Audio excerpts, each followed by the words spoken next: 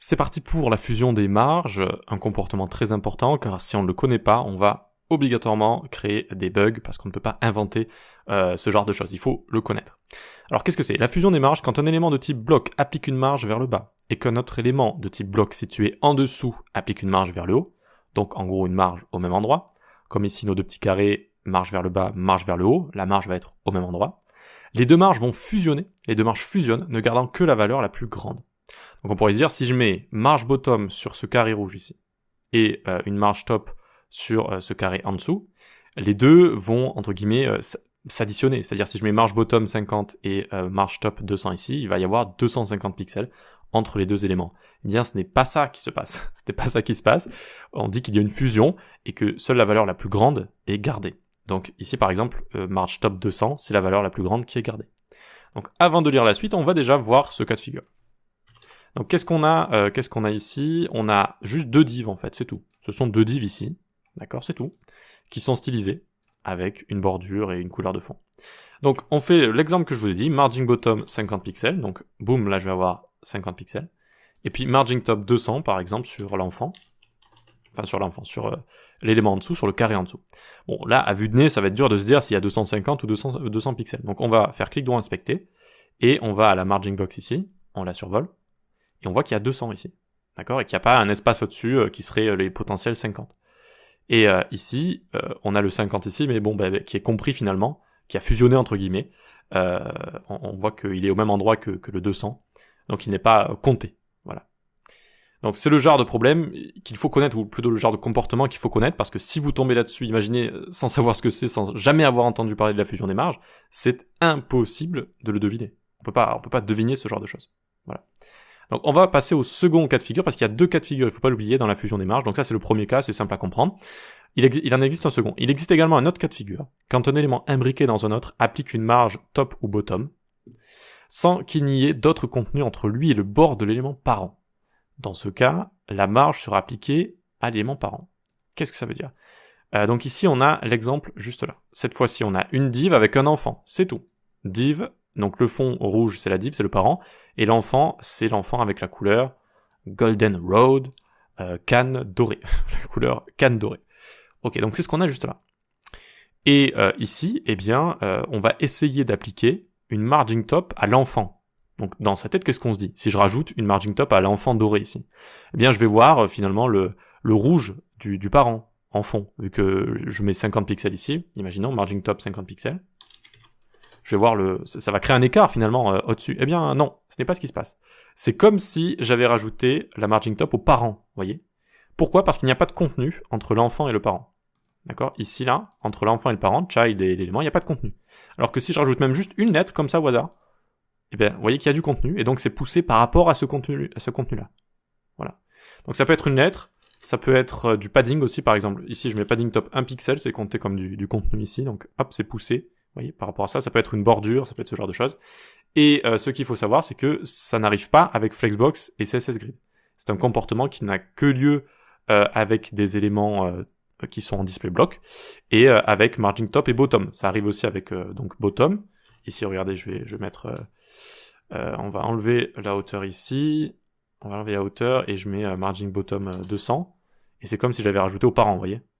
Alors que si je mets un P juste là, encore une fois, vous voyez que ça pousse par rapport à ça. Voilà, donc c'est la même chose, c'est par rapport aux marges top et bottom que ce genre de choses peut arriver, seulement dans des éléments qui sont dans qui sont display block, donc qui sont dans un bloc layout.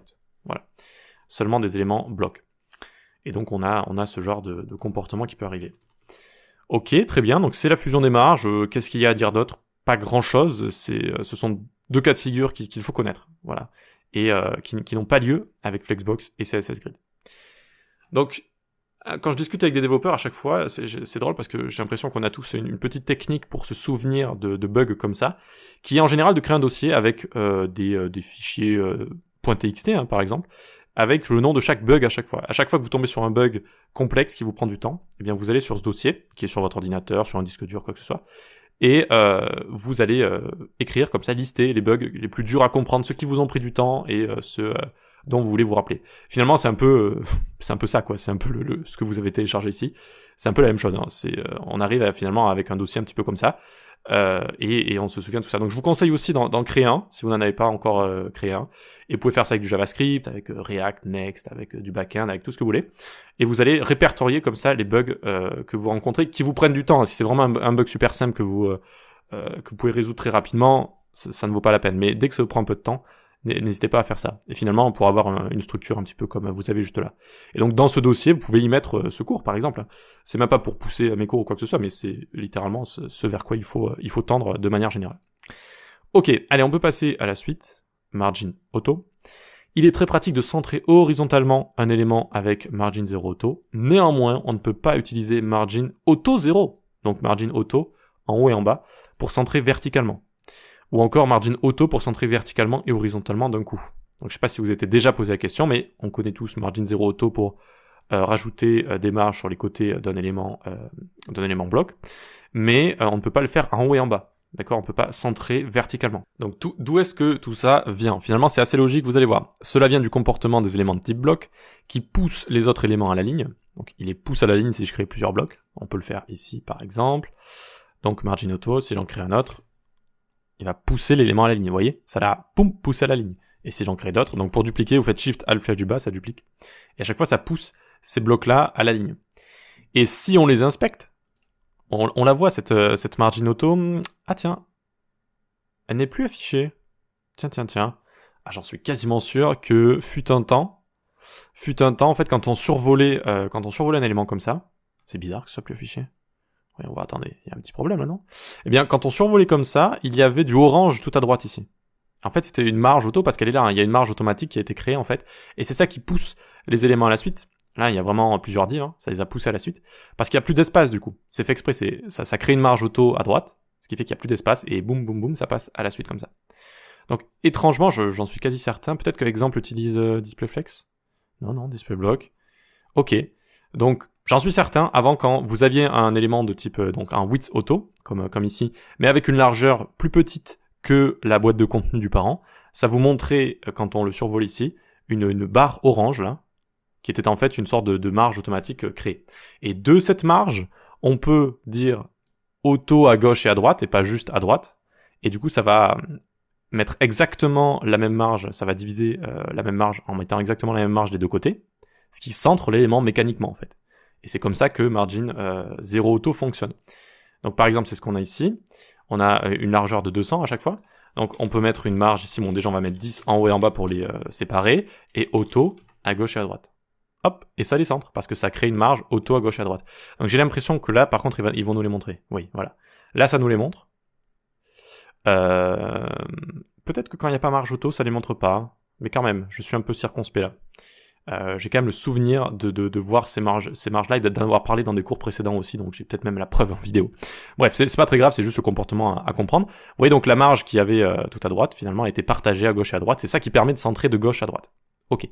Donc on revient là, on va relire ça. Cela vient du comportement des éléments de type bloc qui poussent les autres éléments à la ligne, en créant une marge si l'élément bloc a une largeur inférieure à la largeur de son contenu. Donc c'est ce que je vous dis. La marge à disposition peut être divisée en deux parts égales avec margin 0 auto, plaçant ainsi notre élément au milieu. C'est ce qui se passe ici, c'est ce qu'on a vu. On ne peut pas faire la même chose avec la hauteur, car les éléments blocs ne prennent pas toute la hauteur par défaut, et ou ne poussent pas les autres éléments vers une hypothétique autre colonne, en fait. C'est pas comme ça que ça se passe.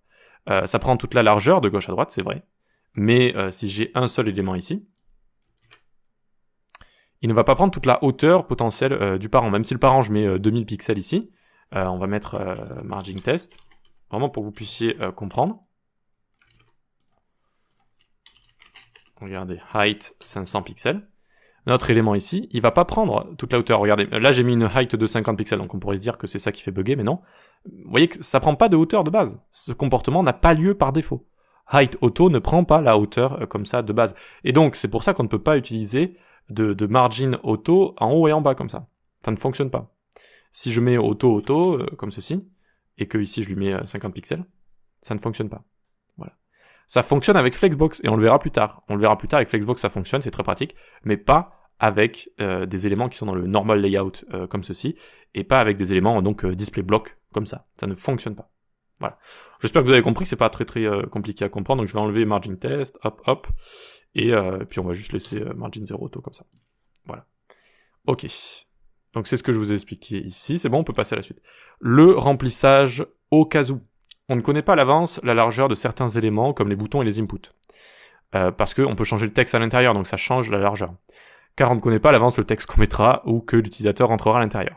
Il faut donc toujours prévoir le cas où l'utilisateur rentre beaucoup de texte en ajoutant du padding sur X. Donc soit le cas où l'utilisateur rajoute du texte, ça peut être une création de site par exemple, pour vous proposer quelque chose qui permet de build un site avec du drag and drop, ce genre de choses. La personne peut rajouter ce qu'elle veut dans le texte, comme ça, dans le texte des boutons. Et donc potentiellement, vous voyez, elle rajoute beaucoup de texte. Et là, il n'y a pas de padding à gauche et à droite. C'est un oubli qui est assez courant en fait. Bon, on s'en rend compte en général, mais il faut juste prendre une petite règle dans sa tête et se dire, ok, il faut jamais oublier de mettre du padding à gauche et à droite afin de gérer ce cas de figure-là. Parce que c'est soit l'utilisateur peut en rentrer, mais aussi, par exemple, vous intégrez une maquette, la maquette elle a plein de boutons, et vous n'avez pas remarqué qu'un des boutons comme ça a énormément de texte, et du coup vous avez ce petit bug visuel comme ça. Donc le remplissage au cas où, donc je vous ai mis ici padding just in case, donc min width sur un bouton, ça c'est assez courant. Pas bon, pourquoi pas bon? Parce que j'ai mis padding en haut et en bas, mais pas à gauche et à droite, j'ai mis 0 ici. D'accord, j'ai mis 0. Donc pour régler ce genre de choses, on peut simplement venir ici, faire padding, 8 pixels en haut et en bas, et 12 pixels à gauche et à droite. Et là, ça va créer de l'espace à gauche, à droite. Après, vous pouvez mettre l'espace que vous voulez ici. Voilà, tout simplement. Allez, donc on peut passer à la suite. Il nous reste des choses assez simples à voir, même si la vidéo est un peu longue, c'est pas très grave. L'unité de mesure avec les marges et le remplissage. Les pourcentages sur les propriétés margin et padding font référence à la largeur du parent. La largeur du parent. Attention à ne pas l'oublier, sous peine d'avoir un rendu différent de ce que l'on souhaite créer. Donc quand on utilise une marge ou un padding sur un élément, on pourrait dire ça doit sûrement faire référence à la largeur ou la hauteur de l'élément en question. Donc là j'ai mis margin 10% sur cet élément-là. On pourrait dire donc c'est par rapport à ça ou quelque chose comme ça. Mais en fait non, regardez, inspectez. On a 89,297, ok. Et le parent, il fait bien 893 de large, donc là sa boîte de contenu. Donc on voit bien que c'est divisé par 10 quasiment, vous voyez.